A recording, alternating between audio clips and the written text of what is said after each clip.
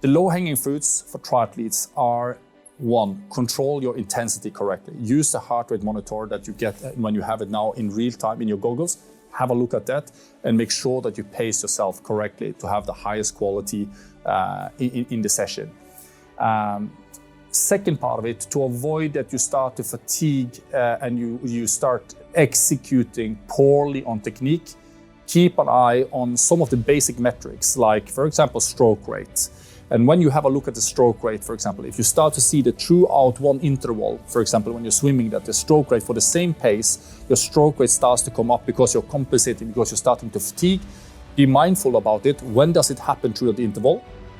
And then refocus to try to bring down the stroke rate again to the same it was for the same pace. Secondly, how you can carry it into the next session is exactly that. When you learn when this is happening, if there's a pattern to when this is happening, if this happens always around 300 meters or around 700 meters, build up intervals in a way that you first allow you to build a little bit of fatigue, and then you break it into smaller pieces afterwards, where you're focusing exactly at when you have a little bit of fatigue, maintain the same stroke rate, for example.